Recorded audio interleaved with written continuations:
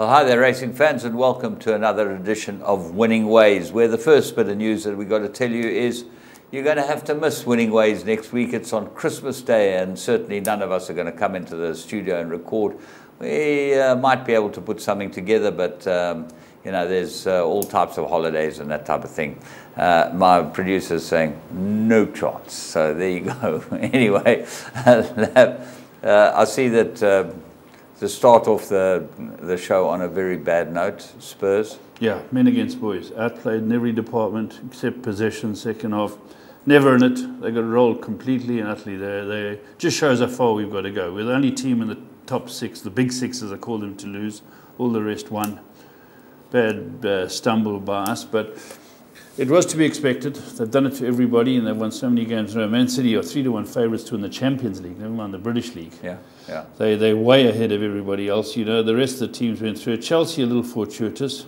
Very fortuitous, getting yeah. that free kick in. Man United comfortable, Liverpool comfortable, Arsenal a great goal got them through. Yeah. So the only team that did badly was Spurs, and they just weren't at the races. Burnley. What do you make of them sitting up there in fifth place? Yeah, they drew that. Tough game. There's a penalty missed in it. They're not going to stay there. Yeah. They're seventh at best. You know, yeah. the big six will run in the big six, but it's just going to be tough now for the top four. You know, bear in mind we haven't got halfway through the league yet. Okay, big news in the northern side of England was the Scottish football. Yeah, I can't believe it. Celtic got beat. Yeah, amazing, eh? And they got thumped. 4-0. Who were the Hearts? Yeah, Hearts beat them 4-0. What do they call them? The Jammed Hearts? Yeah, yeah, the Jammed Hearts. 4-0 over Celtic. Celtic had a 60 odd games. 69 undefeated. Yeah, it had to come. 69 is a good number for some. Yeah, and City it's going to happen to City one day. You know, they're going to get stopped. Yeah, everyone gets rolled somewhere, but 69 unbeaten. They won 60 out of those 69. That's right. And that league's so imbalanced. Yeah, the first goal, funny enough, was scored by a 16-year-old. I don't think he's had a shave yet, this likely. Gee, fantastic. Harry Cochrane. Someone to watch, obviously. Name to remember then, eh? Yeah, yeah. Let's go and have a look at, we didn't have any other sport that was of any note at all, so we're going to go and have a look at our three to follow.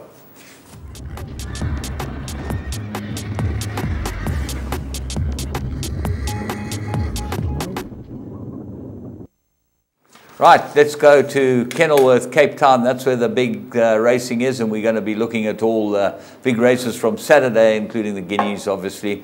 And we started off with a filly that Dennis Dreyer trains for, Maritzfontein, bought in Ireland, obviously, and she ran a cracking good race, this filly. She's only 2.5 because she's Northern Hemisphere, sired by Dawn Approach. Let's go and pick her up at the start. Sunshine Mint, lovely name too. Yeah, looks a very smart sort, beaten by a speedy sort. The favourite, Vice Versa, was very fast, but here it is, slightly slow out. The grey horse on the outside, the Irish import, wonderful pedigree. But Vice Versa is really quick, and Greg Sheen rode this for Brett Crawford. It's the Whiskey Boys horse. Kieswetter. Yeah, and it was too quick for them. But I like this debut because Sean Veal gets it at the race. And even though the winner skips clear, this horse runs on best of the rest. There was a horse in the race that they said couldn't lose the race. Yeah, that was Pumeza. The support came for Pumeza. That's where the money came from. Yeah, never fired. Ran way back. Something missed 14 lengths back.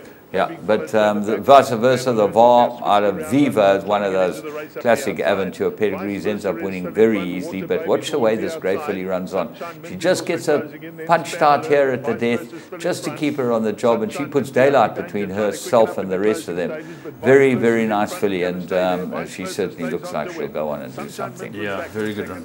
Right, we then move on to the next one, and we go to the Vaal and have a look at one of Johan Janssen van Vuren's many young rising stars, and this might be a star. It's a Silvano filly, and her name is Believe Me. She ran in the 1200 meters at the Vaal, and what a race this was. We think that this will go on and win some races. She's out of a Dynaformer mare and bred by Main Chance. Let's go pick her up at the start. Yeah, she's very sluggish in the beginning of this race, and Is it a she? Yeah, it's a filly. You'll see her in the Verna colours. She's soon at the back of the field. You'll see at the back, and he moves her towards the outside. The pace is on, Tumbling Stream, Leonidas, My King, Leopold. They show good speed, but this horse that we found, believe me, is a long way off the speed.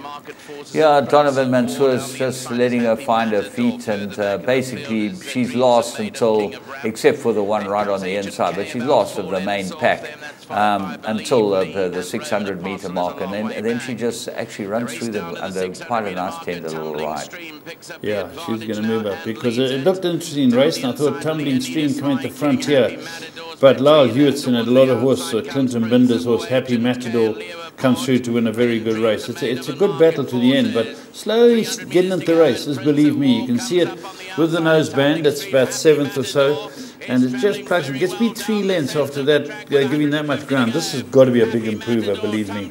Yeah, I think she's just coming into your picture there on the right-hand side of your screen. She doesn't look like she can even run 5th here, but really runs on well at the death. And I mean, if it had been a furlong further, she would have just about won it. Yeah. So that was a very, very good run from her.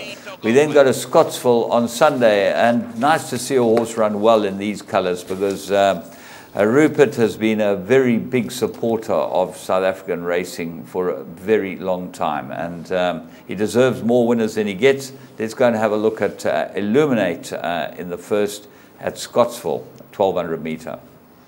Yeah, look at this horse in the ring, big girl, and she's drawn out towards the outside. You can see her. She completely walks out the gate. She's getting scrubbed along by Diego, and she's second off the right now, a long way back. There was a hot favourite in this race, Love Theme, which Arthur Marcus gets into the race very quickly and angles over at the inside ground. You'll see it up there with the noseband as well. So a lot of speed horses, but the horse we found is lost.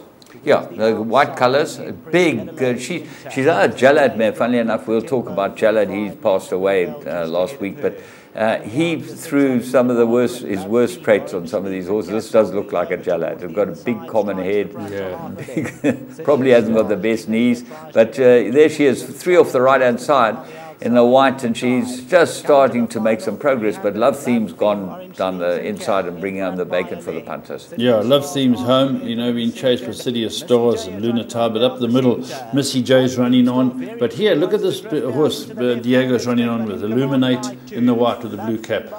Yeah, runs on extremely well to run right there, and I think, she might be quite a nice filly. Let's hope so, because as I say, Rupert deserves to find something that can run a bit. He's a guy we need in the business. Right, we're going to have a look at This Shouldn't Happen.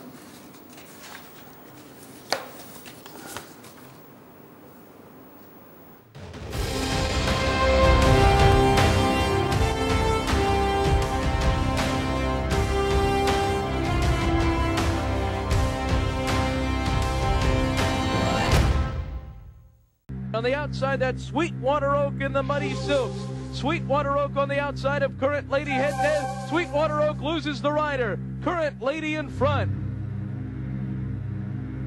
Yards all the way. See the horse almost going down, and amazingly, he grabs a hold of the horse's neck and holds on for dear life, knowing that there were a lot of horses behind him, didn't want to get trampled. He's hanging on, and of course the people that had their money on him were really happy, but they couldn't believe it as he's dangling along. The crowd was screaming and yelling as it was inside the 16th pole, some 75 yards from the finish line. Unbelievably, look at the jockey in front. That's Tommy Chapman. He can't believe that Hubbard's hanging on all the way past the finish line. Well, I hung on to her, and then I thought about dropping off. Then I looked back and saw the rest of the horses, and then get run over.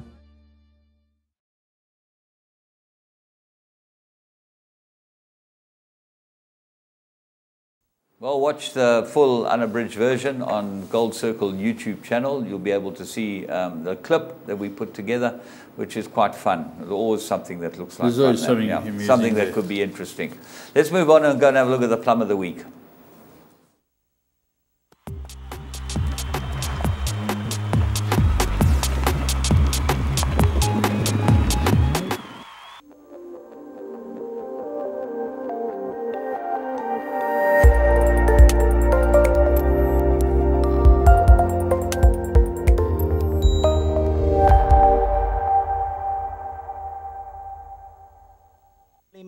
goes in. Making Miracles moves up on the outside. Ballymane runs towards the inside. Root Beer's trying to fight on as they come to the 300-meter marker.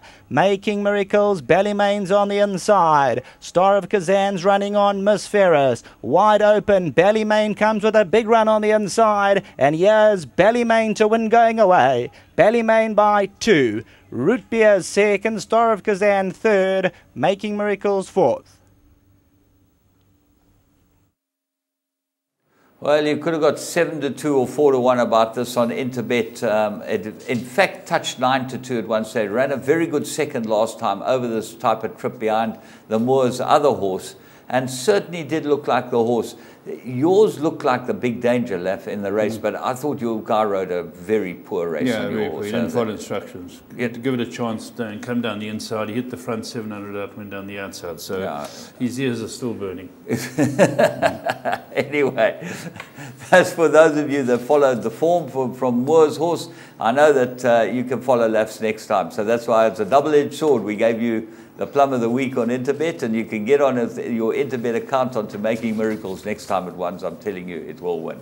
Right, let's take a little break and see what happens after that.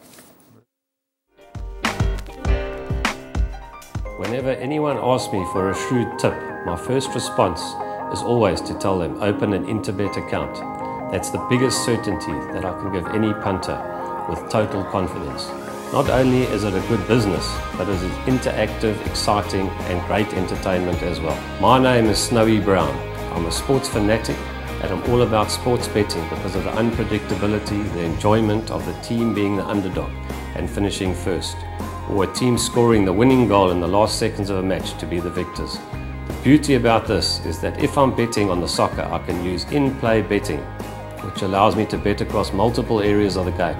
Knowing I have full control of my betting spread and where my money goes gives me satisfaction that Interbet has given me the power to control my bets. In my opinion, Interbet were the pioneers of online and Mobi betting in South Africa and will continue to lead the way. Interbet, where the professionals bet.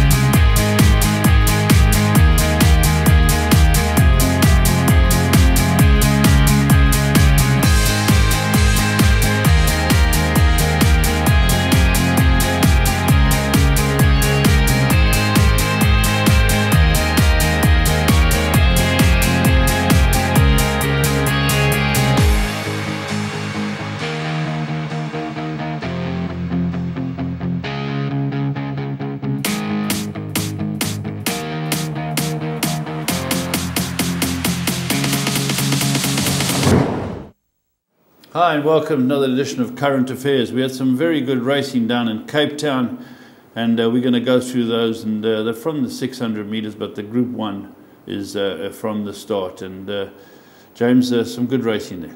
Well, you start off with the Premier's Trophy, which is always pointed to the Met. And, you know, you get these horses on the peripheral. They're looking to get into the Met. You've got Last Winter coming into this race. He's won every start he's participated in. He looks like a really, really decent horse. He ran 3 times in Durban, and he's probably got quite a lot of class, this horse.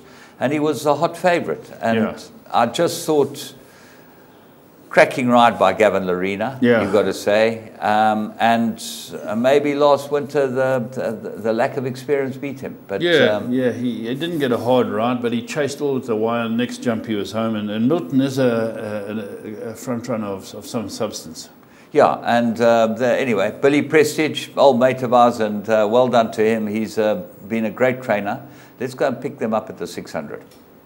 Prince being followed by a video. Then comes Deo Giventi, and Nebula sees them all. 14 lengths off that leader through the middle of the bend. They head towards the 700. Milton in front leads the way by 2.5. Opera Royal in second. A gap of 3 behind that to Horizon. Then comes Black Arthur being niggled at. Ollivander is being followed by Cram Bambuli. Last Winter corners 10 off the leader. Platinum Prince to the inside. They being followed by Deo Giventi. Then comes Nebula. And further back we got a video as they settle for the run to the line. In the Forest Premier's Trophy, 400 metres left to go. Milton is the one in front. Opera Royal draws alongside of him. Then comes Horizon. Look towards the outside. The yellow colours of Last Winter starting to lift with 200 metres left to go. But Milton has come back and regained the lead. He's kicked for home a couple of lengths up the outside. We got Last Winter starting to reel him in. Milton is hanging tough in front. Last Winter is catching with each and every stride to the wire. Very close between Milton and Last Winter, who gave one late lunge on the line. This could go either way. Yeah, a terrific ride by Gavin Lorena for Billy Prestige. Milton, a galloper. He's a proper galloper, and you saw that the horse in the black colours came up to Colin him. Birdsworth, Colin Birdsworth Royal, ran right up to him. You thought, well, that's him. He's going backwards, and Gavin Lorena just picked him up. And he's a son of Lateral, bred obviously by Main Chance. You know, they stand Lateral, and my goodness, he's been a nice horse, this horse. He's, you know, to go and win a race like this, 34 starts, 7 wins, 7 seconds, 7 thirds.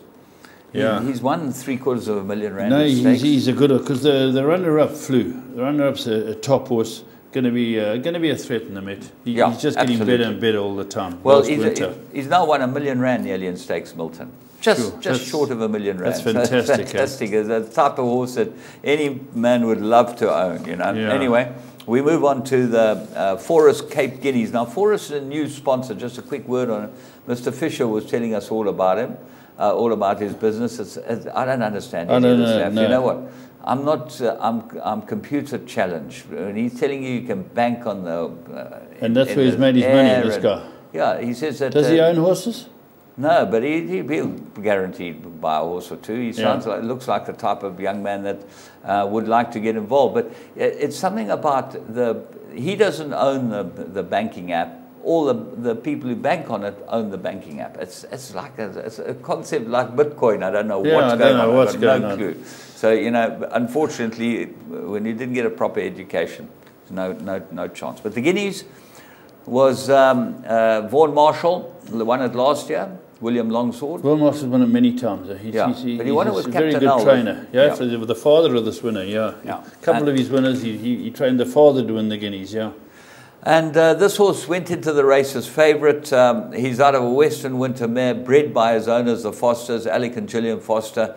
And they've been lifelong supporters of the South African racing industry. In fact, I think they had their mares in KwaZulu-Natal for a long, long time, didn't they? They've won 3 Group 1s. They won the Oaks, the Gold Cup when it was a Group 1, and now the Guineas. This will be the cherry, because there's so much more to come. Absolutely. Well, let's go and watch Tapper North. I thought MJ Baileyful gave it a cracking ride from a bad draw. That looked like his problem. He got him into a good position. Let's see what happens.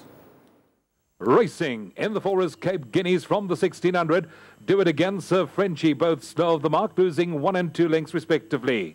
Bold Respect began the quickest. Undercover agent Sir David Baird is sitting up there in the firing line. They being followed by Captain and Master, the red cap, who's sitting on the inside running rail. Then comes Wonderwall. Behind that we got Purple Diamond, the white cap, who's giving the leader about 6 lengths start. 1.5 lengths behind that we find Rocket Countdown, who's racing a neck in front of Tapper North. 1.5 lengths to Do It Again, who's giving the leader at least a dozen lengths start. Being passed on the outside by Like a Panther. A gap of 2 behind that to Sir Frenchie and White River going side by side. Then comes Cod Campbell racing back 1 from last. And 2 lengths away at the tail of the field, we got Pack Leader. They stretched out. About 16 lengths cover the field in the Forest Cape Guineas as they corner for home with just on 600 metres left to go. It's Sir David Bear that has come to the front to lead the way and brings them into the home straight from Bold Respect Racing in second. Captain and Master is coming through on the inside, the red cap. Then comes Rocket Countdown, Wonderwall. Undercover Agent is coming up the middle. They're being followed by Do It Again. Tapper North is still 3 lengths off the lead and now being hooked to the middle as they settle for the run to the line. 300 metres left to go. Sir David Baird, Captain and Master on the inside. Here comes Tapper North up the middle. Deeper out we got Undercover Agent with 200 metres left to go. It's Tapper North that puts his head in front. He's kicked for home and taken the lead in the Guineas. Towards the inside we got Wonderwall. It's Tapper North. He's going on far too well in the closing stages. Tapper North wins the Guineas from White River, Like a Panther and Cot Campbell.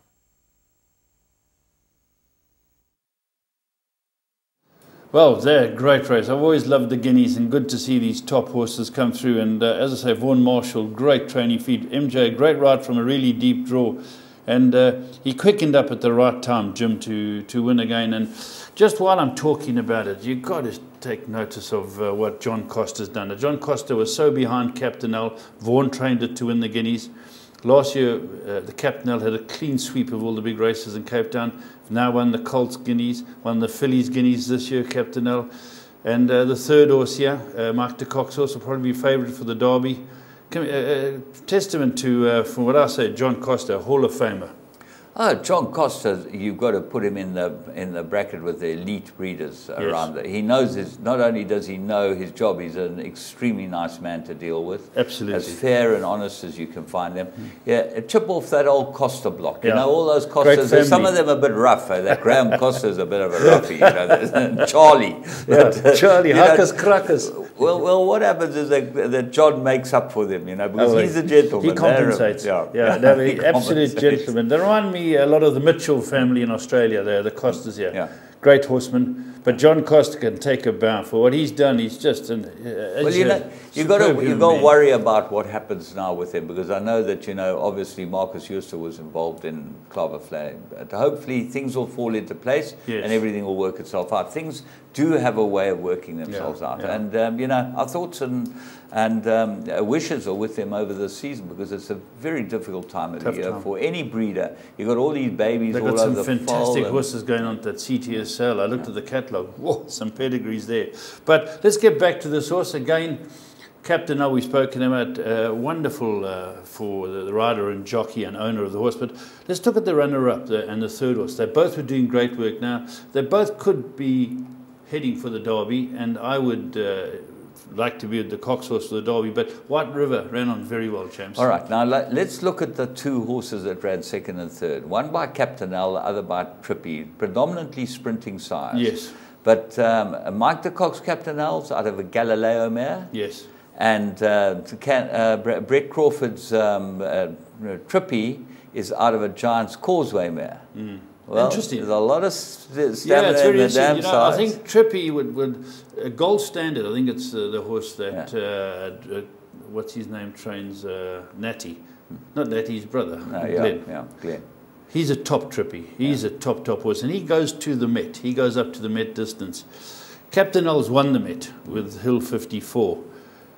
These two in town could be going out there fighting them up, but the Derby, it's always regarded as the softest Derby to win distance-wise and stamina-wise in South Africa. Yeah. These two will be leading lights?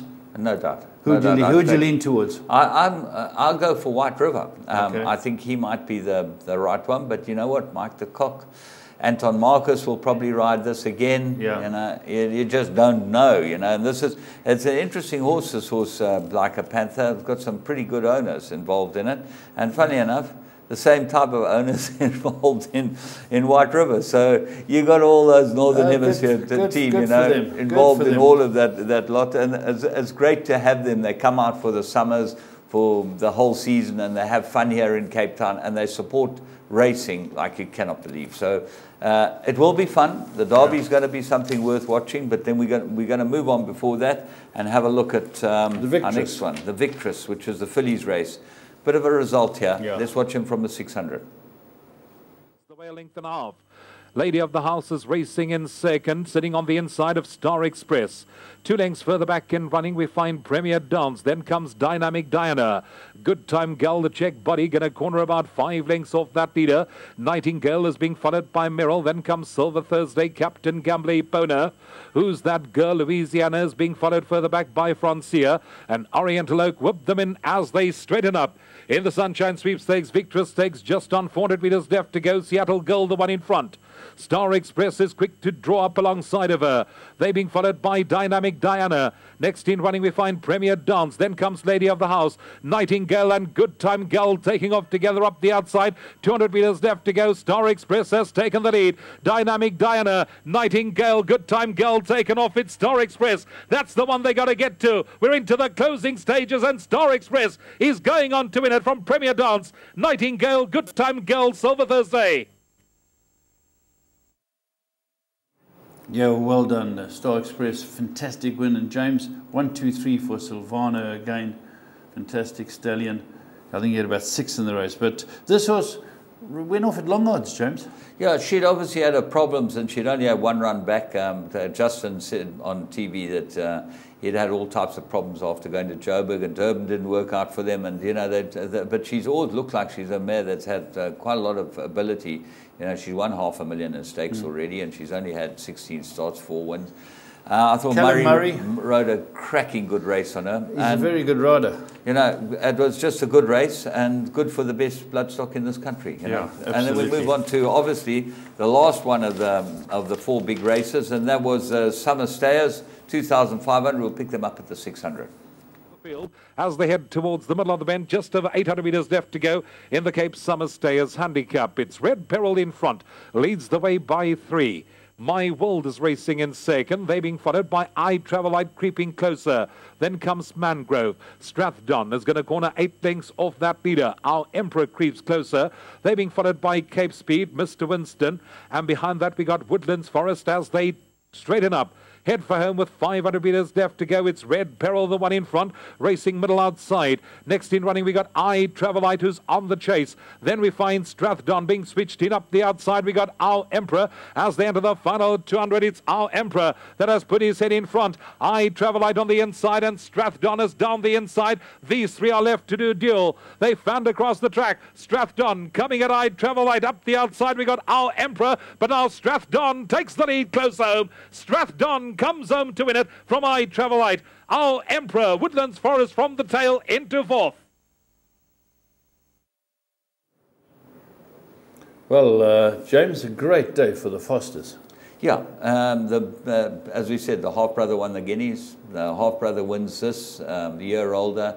He's by Silvano, and you know, great day for the Snakes as well. That capped off their day. They had a pretty good day. Yeah. Multiple winners, and they just keep steamrolling along. I thought Fanica rode a good race on a horse that every cat and his dog mother had their money on to get out of it, because it means some hairy results on the day. There had been a she, so this was very, very good. And it just showed what a good mare this Western Winter mare is that the Fosters have got. Yeah, well, good luck to them. I think that they're people that have been great for the game. They love the game. Yeah, love the game, love supporting our business. They live most of the time in England, I think, and you know, they've been here for 40 years, Alec Foster said. And long may it continue. Long may it continue. Absolutely. Right, let's go and have a look at our Magic Million Graduate of the Week. Here we Graduates. Go. Yeah, Tamashi the first one, and Tamashi is by Fastnet Rock, and the Roger Baba's by Hussein, and that won a very good race. I watched that win because my mate Dick Goss got a share in it, and it flew up. Looks useful.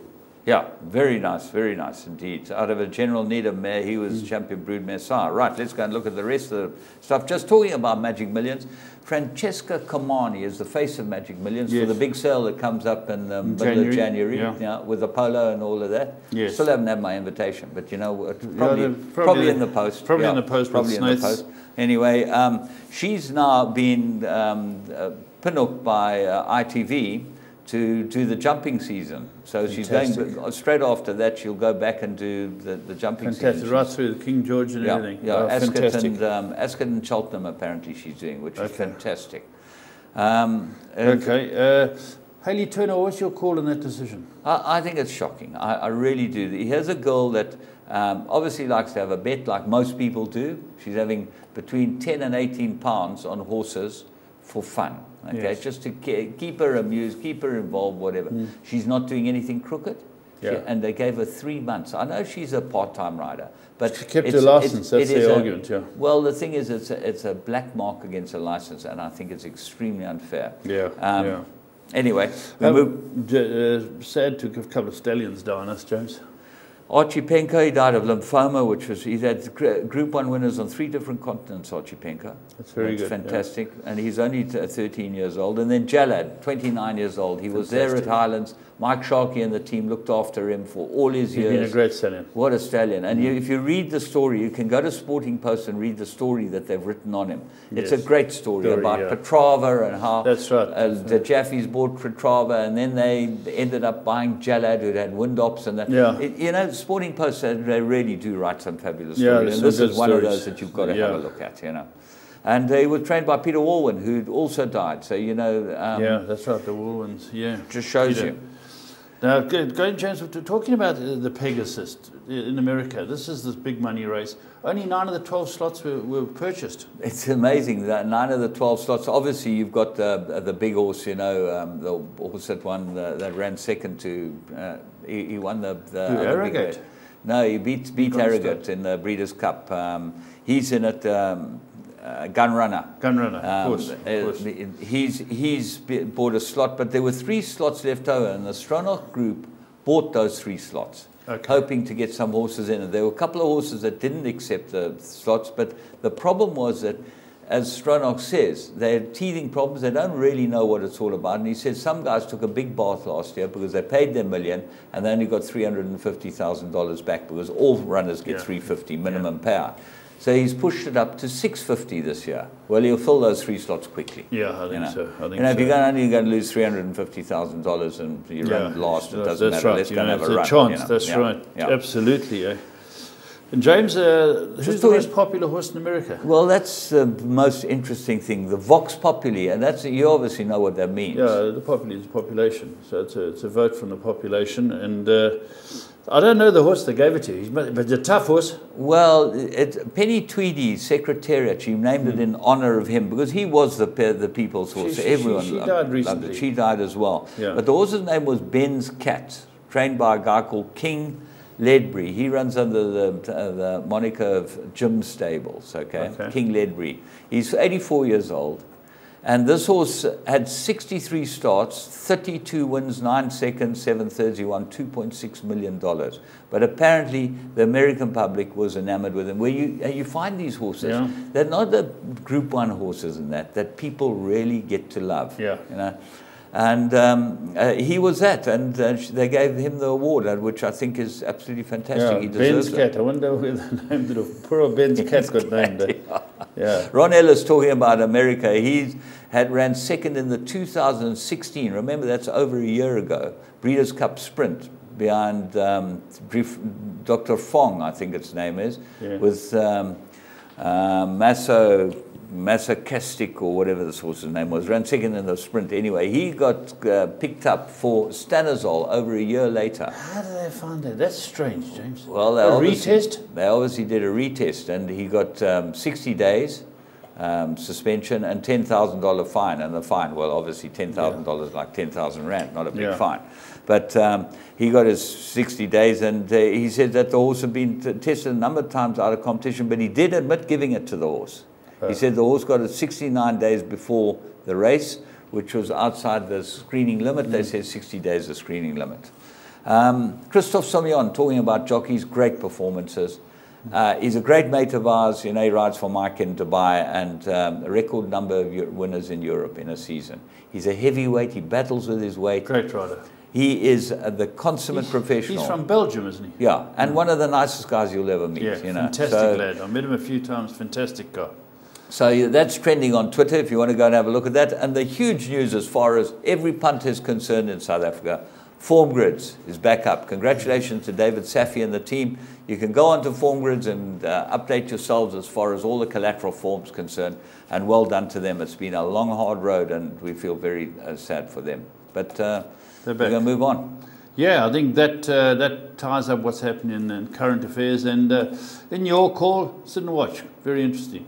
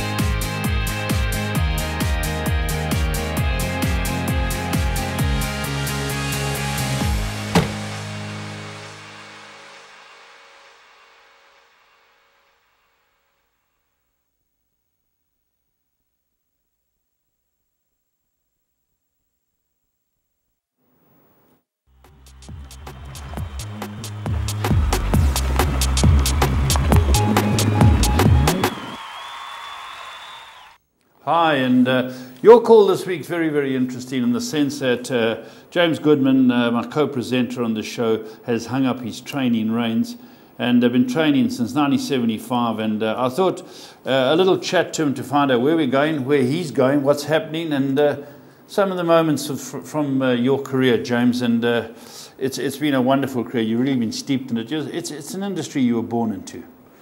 Yeah, I was born into it because I loved horses, you know, and when I told my father when I was 16 years old that I wanted to be a jump jockey, he packed me off to England after my army career, which was illustrious, to say the least. Yeah. And I went to work in a jumping stable. Unfortunately, I was big, heavy, and probably lacked a lot of ability. But you've still, funny enough, you've still got friends from those days, James. When you went there years and years ago, early 70s, maybe, whatever it was, you went out there to the UK, and you've still got mates from there. Yeah, you know, the people like, well, John Thorne and his family were fantastic to me. They ended up getting me to Mark Prescott.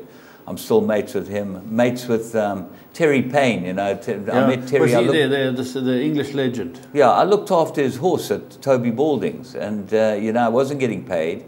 And he gave me a $5 every time he came. Look, he's the tightest man that's ever been.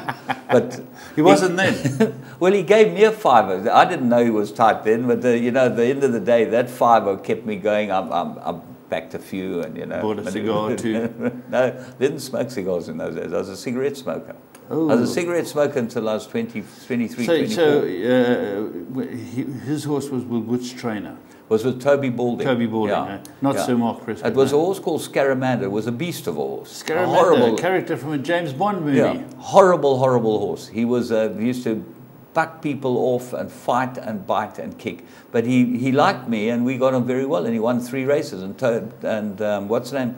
Toby. Terry always gave me a present. That was very kind of him, you know, so he couldn't have been that type, but he must have seen that you were an outie. Oh, yeah, there's no doubt. If you looked at the one side of my breeches, there was a hole in them, you know, that was it. And he used to pop out and see his horse, and he was a footballing legend with Southampton, one of the best to ever play there, and England World Cup winning player. He invited us down to watch Southampton play Manchester United. It was my first ever and only ever time I watched a live football game in England. It was fascinating, absolutely fascinating. And he was, as you know, a World Cup player. And World Cup winner. I met him years later in a function at Sun City, and that's where he ended up buying Cato Court. Very good horse. Who ended up as a very, very good horse. Very good horse. So you go back with young Terry, eh? Yeah, he was a very nice man. He still is a very nice man. He's a thief on the golf course. Is he? He's as tight as they come, but he's a lovely guy, and he will always. I will always be indebted to him because I think that he probably kept me alive my first 6 months there.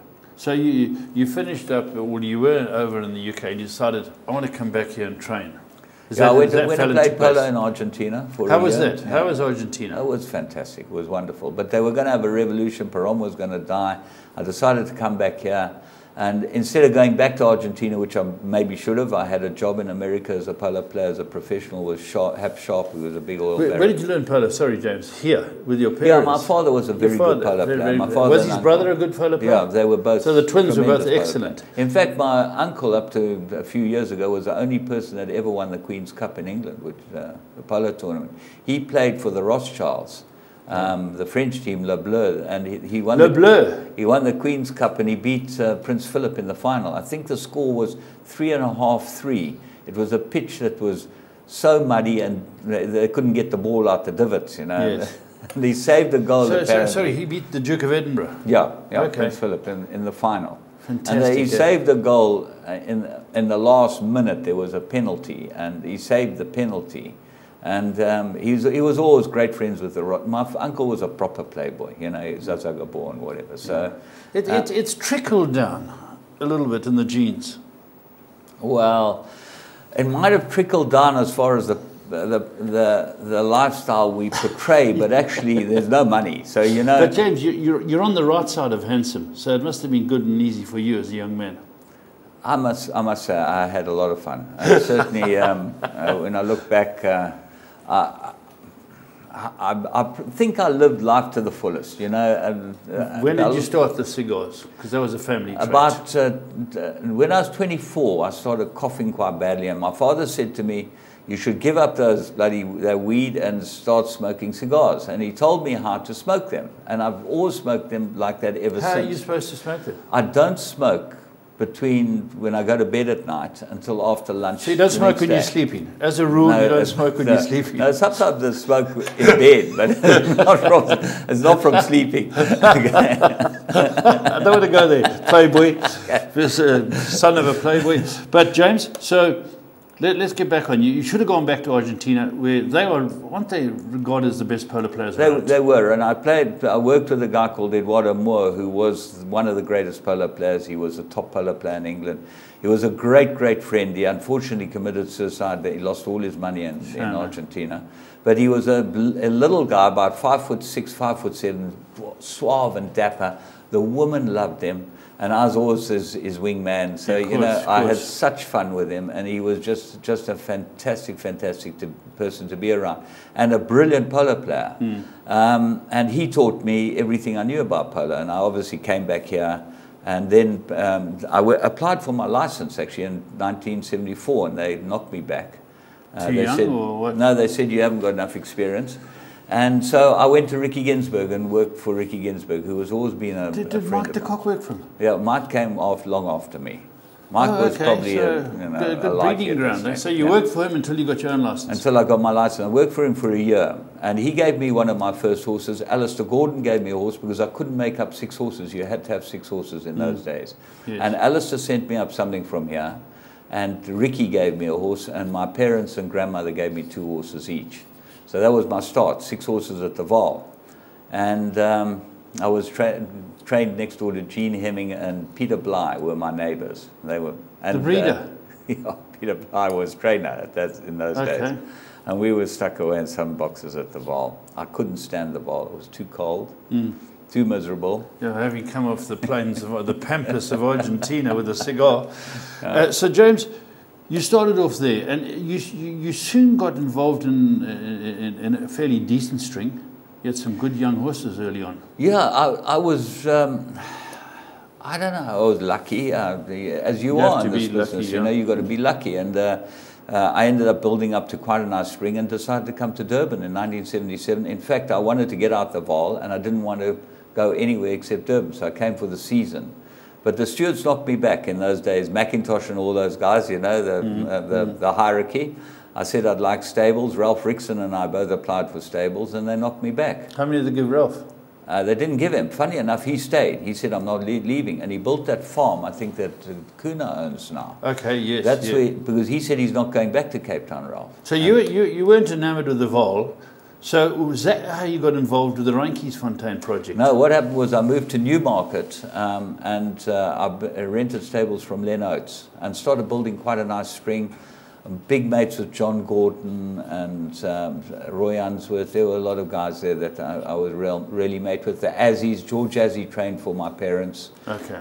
Now, the difference between him and me is that he smoked a cigar every waking minute of his day. He always had something in his mouth. Yes. Okay. My father said to me, if you give your body 12 hours to recover, he obviously expected me to be in bed by midnight, which didn't often happen. It was tough in the early days. Yeah. Anyway, as my mother said, my late mother, if you're not in bed by 10 o'clock, go home. Yeah, go home. James, Anyway. So now you're at Newmarket. How did Randkiesfontein come about? Well, what happened was that I had a school friend called Charles Lois Ellis, who was a property developer in Midrand. Yes. And him and his mate, his partner, Keith Parker, saw Spike Arena, funnily enough, at the races and said, we'd like to build a race course in the north. So I was chairman of the Trainers Association. I revived it when I went to Newmarket, and we started, and it was going quite well in that. And Spike sent them to me. And I went and had meetings with them, and I said to them, you can't have a race course. You've got to have a training center, because that will have a race course next door to it. But a race course on its own is not going to work. No. So, and from there, it just blossomed and grew and whatever, and everyone was against us. The whole racing industry was against us. They gave us... Why? Because they said, and I sat on the Owners and Trainers Association, I had many arguments with them. They said that the axis of race courses is the south. It's Turfentine, Germiston, Newmarket and the Vaal. So the axis is there, and if we have a training centre, we're going to build it in the south. Now, we were well down the road with our plans there, and the owners and trainers went to their absolute stupidity, but it shows you how hard-headed people can be. Bought a piece of land at Fontein, they called it, which they lost a bomb on, okay? It was not the right piece of land, it was full of stones and whatever. And eventually, in 1989, we'd been going nearly 10 years. Myself, Spike Arena, Brian de Villiers and Robbie Sage, Bert Sage, Robbie Sage. We had 4 blocks of stables there. And we trained a lot of winners out of that. Yeah, people wanted to move there. And eventually the development fund came to the party and said that they will build the Oh, that's fantastic. Look at it today. Yeah, you're right. James, what's very, very interesting, and the younger viewers won't realise that, but you set the template for all of us presenters years ago. You were the face of presenting. In the early days, you know, the Clyde Basils and Bonsky came after you, and they were early boys as well, but you've done some amazing things presenting. It's an interesting story, because Germiston were employing me, and you know, what I must say at this stage is that I've never been wealthy. Everyone considered me wealthy because I came from a very wealthy family. I'm an arty, actually, you know, and I've worked all my life, and I've enjoyed working, and I have no regrets. You dress like Michael Caine. Yeah, well, you know what? I was taught to if you need to get money from the bank, you've got to dress properly. You can't go and get from the bookmaker credit line if you arrive in your jeans and tackies. He'll give you, if you arrive in your Savile Row suit, you'll think this boy's worth looking after. So you haven't got money? No, I've never had money. My family has always had money, and my father was a very wealthy man, but I did not get any of it, and I've worked all my life. And what happened was I worked for Gosforth Park as their racing manager. Okay. Graham Beck put me in there. And I said to him, one day at a meeting, I said, what you should do is you should do some on-course presenting. They had IGN or whatever, it was called in those days. Yeah, I said, you should do the on-course presenting. So he said, okay. Who do you think will do it? I said, I don't know. He said, well, you do it. So I rang my friend in England in those days. You didn't have cell phones. I rang Bruff Scott, who I'd known when I was an amateur rider and that. And I said to him, what do I do, Bruff? And he said to me, James, he said, it's very simple.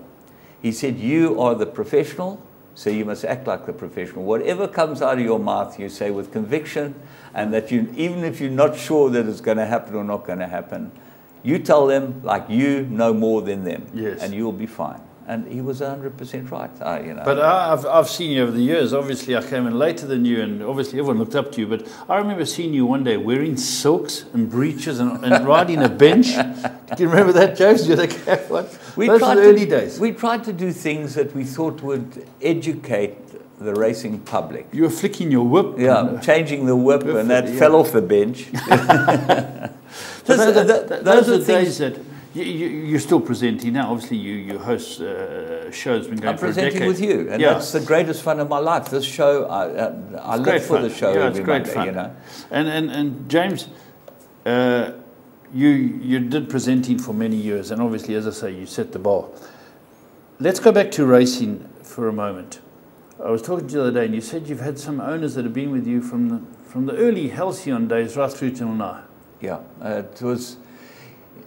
My training life was split into really two careers. One was the Maranki-Sfontein career, and then my Durban career. Yes. And obviously, people overlapped in those careers. You've got to talk about Larry Nestat and the Tawny boys. They've been fantastic. And Gerald Sadler. Those are probably the two guys who stuck with me through thick and thin. Yeah. You know, and there was sin, because when I came to Durban in 2004, I had nothing, and I didn't know where to. But you told us you never had any money. Where to go? Yeah, but then I built a big operation in Johannesburg, and I had a very good operation, and I had some very good owners, but the whole thing collapsed. Okay, and Durban was. I saw the opportunity here. I always wanted to be in Durban, to be a boutique operation. And it looked quite good for quite a bit of time, but then unfortunately things changed, and you know, you move on from that, and it didn't work out, unfortunately, because of a number of things, and you know, we don't even need to get into that. Sure. James, while we're talking about it, we talked about good owners that come down for you, and you've trained here. Before I ask you about the best horse you've trained, one of your great passions in life has been golf. You've always been a very good golfer. You went on the circuit, for the senior circuit, when you turned for that. Must have been a great time. I'll tell you how that came about, because not many people know. I was diagnosed with lymphoma when I was 49 years old, and I've always wanted to try my hand against the best golfers. So I went through all the treatment, and when they told me I was clear at that stage, I thought, I don't know how long I'm going to live. In those days, lymphoma, you know, you might not live that long. So I decided to spend a year practicing a golf. I kept racing, kept the stable going, kept everything running, and spent a year getting my golf game right. And then how low did you get? Right down? Your handicap? Yeah, right. Yeah, I got down to the bottom. But the thing is that in America, I arrived there as an amateur, trying to get on the professional tour. And what I did was I did 12 weeks, every week Monday qualifying, and played in most of the cities in America. It was like a sabbatical. A lot of fun? It was fantastic. But I came back, I had the worst tennis elbow and golf elbow you've ever had. I never picked up a golf club for a year. But I'm passionate about golf. I find golf a lot like training racehorses. You can never be an expert. Yeah. You can never be the best. It's impossible. Good as your last one. You're dealing with flesh and blood in horses, and you're dealing with a game that you cannot master. So I like that. I find that quite fascinating. No, it's interesting. A lot of racing people play golf, and some have achieved high standards. I know Bamboo Brown's a very good player. He's a fabulous Cock's passionate about it. He's a legendary trainer. And you're passionate about it. I love playing golf, but Jack the Ripper's got more control than me. But James, tell us about your best horse. If you had to start again now and you could give you that horse as a 2-year-old, who would it be? I would think Duke of Marmalade might have been the best horse. He came very early in my career. He was a free ride that I bought from the Schumakers in Johannesburg. I didn't have a clue. He ran in all the Group 1s. I mean, I thought I knew everything. I was 26 or 27 years old. I was Vincut like you can't believe. Tarzan. And this horse won, I think, 8 or 9 races. He raced till he was 7 years old. He won the Chairman's in Cape Town. He won he won big races. He ran placed in big Group 1s. He was just a very good horse, who I completely stuffed up. Okay, yeah, they wouldn't despite us, James. Yeah, that's the point. Okay, and then obviously the biggest sadness was Last Watch, because I think he might have been the best horse I've ever had. But he broke his leg in the premiers. After we'd given him a break, we did everything right with him. I didn't run him in the July after he won the administrators. He ran 4th in the Daily News down here, and I implored my owners to put him away for the winter. He was a top racehorse. Then broke his leg, unfortunately. What was Tax? You had something else? And then Gold Tax was the best horse that, in terms of what he won 2 Group 1s. He won Group 2, Group 3. He won the Guineas. He won a Group 3. He was a fabulous horse, owned by Gerald Sadler, who's been friends of mine for I don't know how long. But you know, Gerald's one of those guys that people get attracted to. Oh, he's superb, isn't he? He sounds like he was born in Dover and he was born in South Africa. He's the most brilliant speaker. Yeah, and he's one of those people that if he supports you to the end. And he supported me to the end. Right to the last day, he supported me. And he's been with me probably longer than anyone else. Him and I think the Tawny boys have been with me the longest. Fantastic. But there were guys like Biscoby, who was with me, John and Janet were with me for many, many years. Oh, you've had some good ones, James. You've had some good owners. James, 2 more questions before we wrap it up. Where can racing go? What direction can racing go? And is there anything you think we need to change or alter? Yeah, I think that as far as racing is concerned, racing has a very big problem. And I was reading a very good article this morning in the Blood Horse about how you get racing back on its feet. Now, you've got to believe that racing is about 2 entities. It's about those that put in and those that take out. Okay. So those that take out are all of us that make a living out of it. Yes. Whether it be trainers, owners, jockeys, breeders everything. Yes. And those that put in are your punters. Okay. Now the punters is one side of it, and the fans is the other side of it. People who become horse fans. Now those 2 are the inputters. Those are the people that I really think racing should be trying to make more involved in a better way. The fans are huge. And let me tell you, look at the Vox Populi in America. Well, we've seen people who have become fans all their life, mainly through other people's involvement. And that's how people become fans. Normally family. You are one of the few that, got into this game because you were a soccer player. I don't know how you got in, but there are people whose fathers were fans of horse racing who bet in the... And their kids became fans, The punters are... Lifeblood. I mean the lifeblood. And I think that I really do believe we fall way short as far as punters are concerned. And well, they're pushing for transparency and they're pushing for other things. And I agree with you, James. You've done some fantastic jobs as far as punters are concerned. But I think it's been more encompassing than that. I think that the punter should be rewarded. Not financially, but in some other way. I don't know how to do it because I've looked at it for years and years and years. But there are ways. And they've got to be found. You've got to find. And James, is the pendulum swinging? Are we starting an upward curve again, would you say? Because it's been tough. Yeah, I think Gold Circle has done a fabulous job. I think that, through whatever they've done, at the end of the day, they've been criticized for lots of things, getting rid of Clearwood. It was a no-brainer. You had to get rid of it, okay? And what they've done with the money is improve the whole of Gold Circle. And you've got to take your hat off to that. Yeah, I believe they're going the right way. Yeah, absolutely. James, last question. A lot of people would be remiss of me not to ask you this question. Where to now for James Goodman? I'll tell you where to. I've got to work. As I say to you, I'm not a man of means at all. And so I've got to work. And I will work in the racing industry. I love horses. James, if someone came along and said, we'd like you to manage a big string, that would be right up your alley. Yeah. If the wager was right. I think that management might be bloodstock, that type of thing. Yeah, buying and selling, one thing I'm going to try and expand on is that I do a service for Interbet called the podcast. Yes. And I'm going to try and expand on that, see if we can get that more involved because I think people like it. Yeah. And I think that there's opportunities there. But horses, I can't leave horses. No, sure. I already went up there yesterday. Couldn't help myself, to go and see the last few horses that had to go. But and I'm going to come up and bother you and all my other mates. We've got a kettle and a pub there, but you're not a drinker. You're a smoker and a cup of tea. And but the thing is, I like to look around your horses, and I know you'll be kind enough to show me around. Oh, I think everybody everybody will let you into the yard. And James, just from my angle, I think that you're the perfect person to mingle with all the trainers and do bloodstock.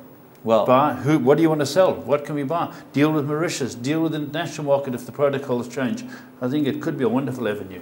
I'll certainly look at it and try my best to do some of that, because I think that We've touched on it in Australia. We've done you and I. We've both done a bit of pin hooking out there, and we found some nice horses. And you know what? We'll go forward. You know, I know you won't be lost. Life is interesting because what happens is that the past actually means nothing. You've got to. It's there, and you've got to live with it. But the present is all that counts. The future we don't know about either. But the future, I hope. The future's not what it used to be, James. But Jim, I spoke earlier about John Costa being a Hall of Famer, and that's what South Africa needs. James, in my eyes, you're a Hall of Famer. Well, you've been very kind, and I must tell you that one of the changing points in my whole life was coming to Durban, hooking up with you, who obviously we didn't know each other very well, but hooking up with you and being able to make this television show is, I think it's a huge up for us and for racing. We put our hearts into it. We've never missed a show, and we're very proud of it. And I'm very proud to be involved with you. Thank you. No, it's never missing a show. You've got Christmas Day.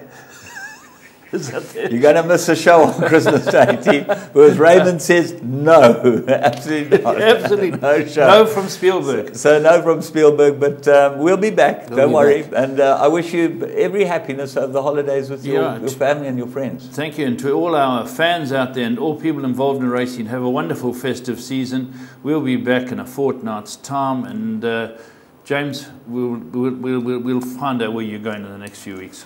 There'll be something. Thank you. And to all of you from me, I hope your horses run well and all your wishes come true. Yep, there we go.